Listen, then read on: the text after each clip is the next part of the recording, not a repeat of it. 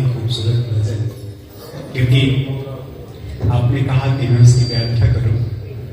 इश्क जो है वो व्याख्या करने की चीज होती नहीं है। और कई बार हम जब इश्क की बात आती है, इश्क का एक मतलब प्यार, मोहब्बत या प्रेम भी होता है, तो हम अक्सर उसे बोझ की तरह देखते हैं।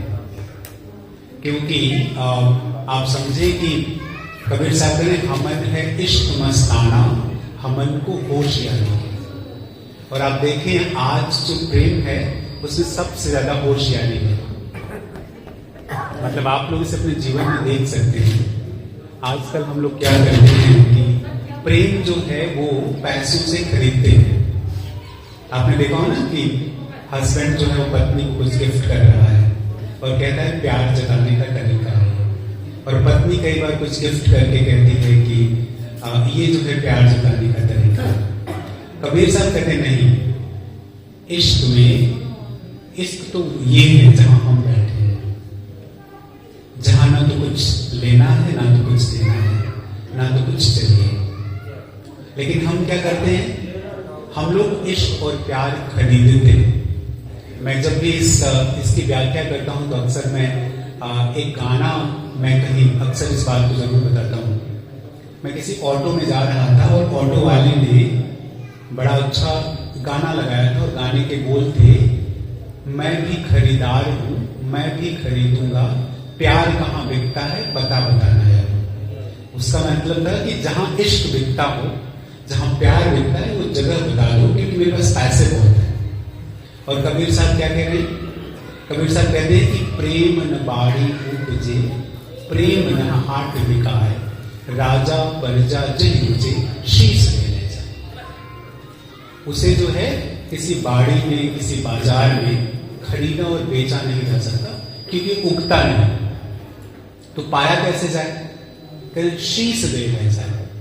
आपको अपना सर कटाना होगा, और सर कटाने का मतलब तलवार से नहीं, बल्कि इस सर में जितना अहंकार है, जितनी होशियारी है, उसे खत्म करना होगा। क्योंकि इश्क में पढ़ने का मतलब है कि आप कुछ वहां पाने की इच्छा तो नहीं रखते। अगर कुछ पाने की इच्छा है तो इसका मतलब, कबीर साहब का एक है सेंटेंस, कहते हैं कि where there is attachment there is no love, and where there is love there is no attachment.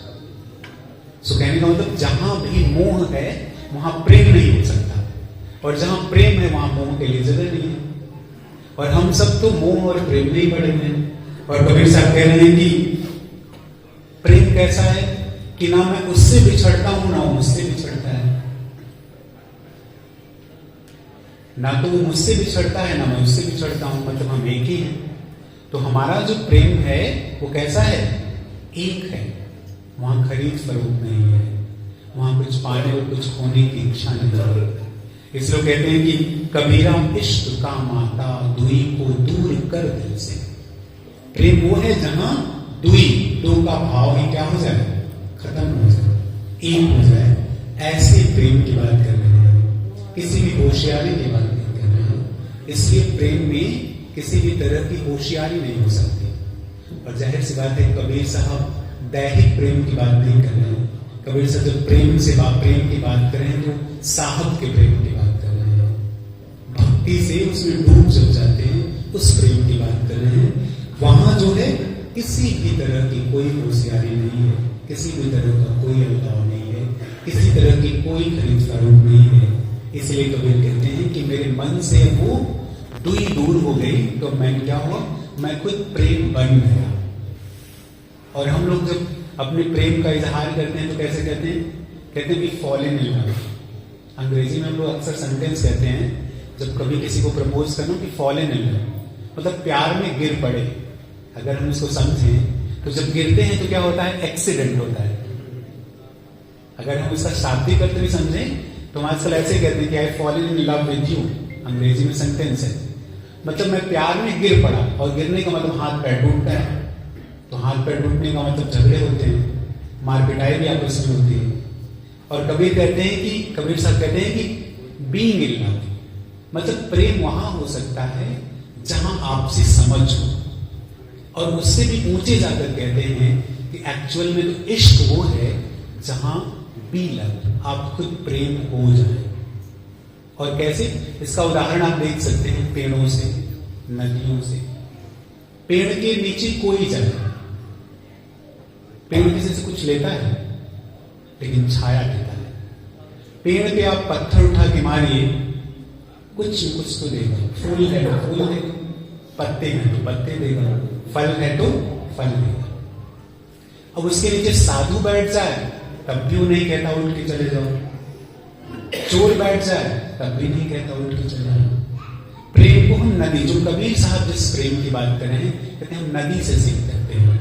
नदी हर किसी के लिए बहती है, उसमें पशु जाके पानी पी ले कभी मना नहीं करता, मनुष्य जाके पानी पी ले कभी मना नहीं करता है।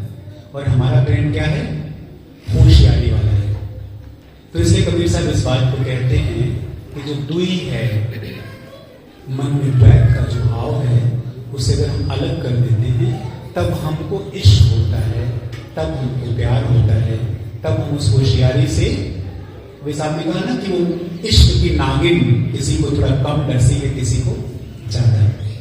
तो जब वो डस लेती है और विष चढ़ता है तब घटता है क्या? जो अब घट रहा है तब प्रेम घटता है। तो कबीर साहब उसी इश्क की बात कर रहे हैं, उसी प्रेम की